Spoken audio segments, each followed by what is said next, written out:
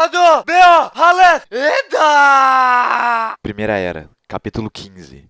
Dagor Bragolar, a Batalha das Chamas Repentinas. Em Hithlum, Fingolfin via que seu povo crescia forte e determinado. Via que inflamava no coração dos elfos o desejo de transformar aqueles templos de paz em algo permanente. Via que os homens da casa de Hador eram seus aliados, leais e honrosos. Via que os reinos de Gondolin, Nargothrond e Doriath estavam mais fortes do que nunca. E via que os homens da casa de Beor também prosperavam, altivos e poderosos. Mas principalmente, Fingolfin via que toda essa galera compartilhava do seu ódio por Morgoth, cada um deles por seus motivos pessoais. Então, o Rei Supremo dos Noldor pensou: Cara, é agora ou nunca. Fingolfin enviou mensagens para toda Beleriand, convocando todo mundo para romper o cerco, invadir a fortaleza impenetrável e destruir Angband de uma vez por todas. Era hora de pôr fim à tirania de Morgoth.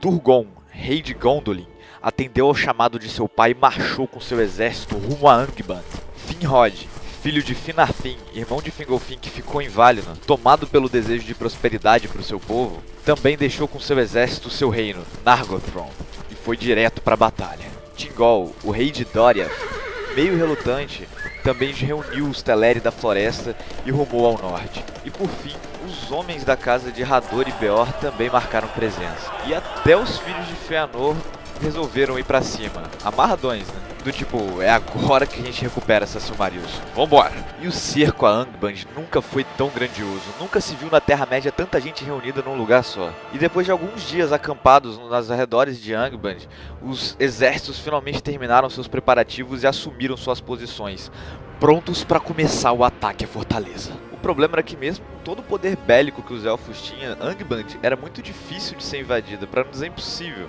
A fortaleza foi construída no meio de 3 montanhas irmãs, vulcões na verdade, e numa planície negra e perigosa, cercada de rios de lava e geysers de magma. Haviam torres negras construídas por toda a encosta das 3 montanhas. Pontes e escadas ligavam as estruturas em todas as direções, enquanto balestas e catapultas decoravam todos os cantos da casa de Melkor. Nas bases das montanhas se erguiam muros gigantes de pedra negra e ferro queimado, com espinhos no topo, mais grossos do que qualquer muralha levantada pelos elfos. E circundando esses muros inabaláveis havia um abismo sem fundo. E esse abismo rodeava toda a fortaleza de Morgoth. A única entrada era uma larga ponte que cortava o abismo e ligava a planície a uma das montanhas. E a ponte era toda queimada, dando a impressão de que lava constantemente escorria do seu cume e passava por ali. E do outro lado se erguia imponente um portão negro terrível de ferro completamente fechado, que arma nenhuma dos elfos nesses 400 anos de cerco conseguiram sequer arranhar. E todos se preparavam para o ataque definitivo, tomando as suas devidas posições. Quando de repente, antes que alguém pudesse fazer qualquer coisa, os portões de Angband se abriram voluntariamente. Todos ficaram parados em suas posições, ninguém se atreveu a dar um passo à frente. Houve silêncio absoluto por uns instantes, a expectativa era geral, e o tempo passava lentamente. Repentinamente, rompendo o silêncio, chamas vermelhas e negras começaram a jorrar de dentro dos portões, desvairadamente para todos os lados, queimando tudo em seu caminho. Haviam buracos por toda a fortaleza que pareciam janelas, mas saindo dessas cavidades, labaredas de fogo cortavam os céus. Os picos das 3 montanhas explodiam em uma chuva de lava que respingava em muitos elfos e homens lá embaixo, enquanto uma torrente de magma descia pelas encostas.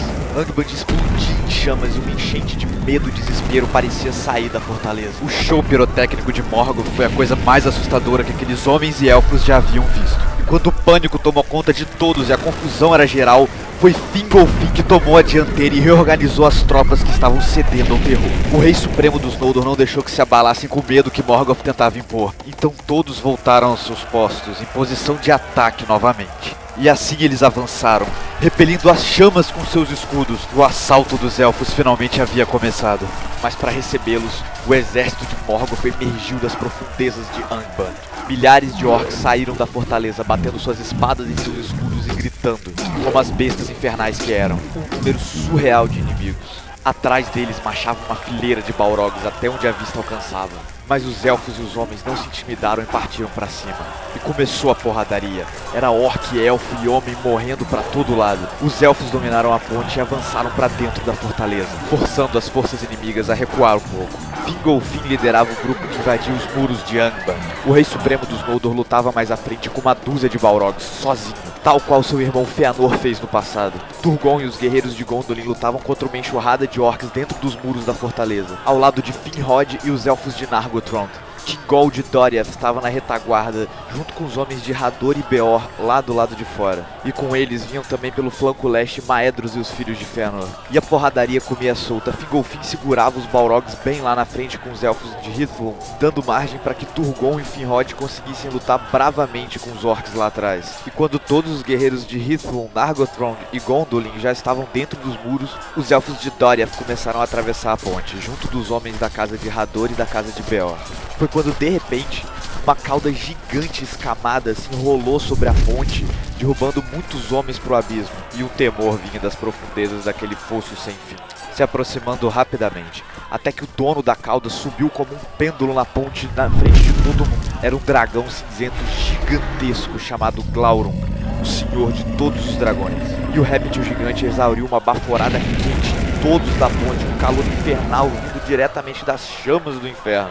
E o fogo do dragão repeliu todas as tropas, fazendo com que elas recuassem e saíssem da ponte. Centenas de guerreiros morreram com a investida de Glaurung. Os homens e os elfos tentavam contra-atacar, mas as escamas do dragão eram mais duras do que qualquer metal élfico, e ele parecia nem sentir os golpes. Glaurung garantiu que ninguém mais conseguisse atravessar aquela ponte. Vocês que ainda estão fora, fujam enquanto é tempo, pois aqueles que entraram na casa do meu senhor jamais retornarão. E com mais uma baforada, ele queimou mais algumas dezenas de elfos. E alguns elfos deram passadas largas para trás, mas os homens permaneceram em posição de ataque. E comovidos pela determinação dos homens, Thingol e Maedhros ordenaram que seus elfos mantivessem posições. Glaurung riu, e mais um tremor veio do abismo. E das profundezas saiu uma enxurrada de dragões menores que Glaurung, mas ainda grandes. Bem grandes. E os répteis gigantes vinham saindo daquele buraco como uma praga insuportável, e a batalha estancou feio do lado de fora das muros de Angband.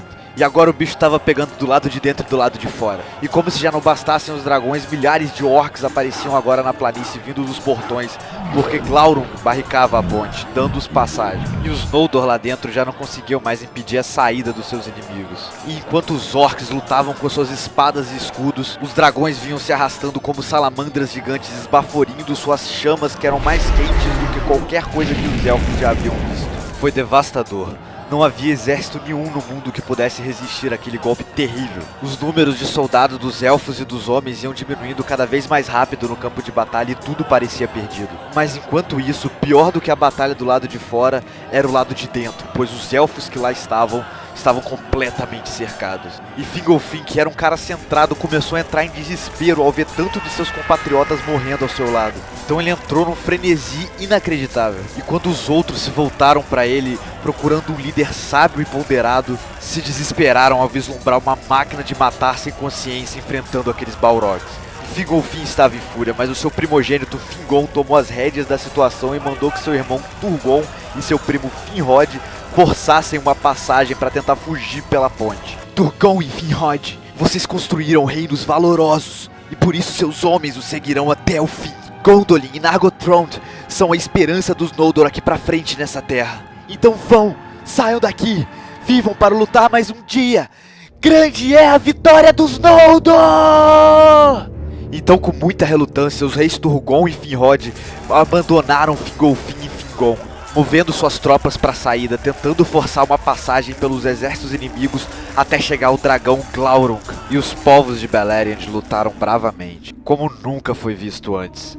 Mas não havia o que pudesse ser feito. Não havia ninguém que pudesse enfrentar o poder de Angband agora. Os filhos de Fëanor debandaram, enquanto os exércitos de Gondolin e Nargothrond eram dizimados por Glaurung ao tentar atravessar a ponte. Thingol de Doriath bateu em retirada, salvando o máximo de homens e elfos que ele pôde. E o desespero era geral. A escuridão tomou conta do campo de batalha.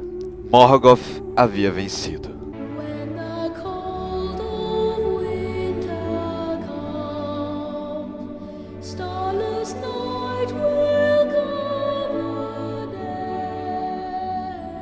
In the veiling of the sun, we will walk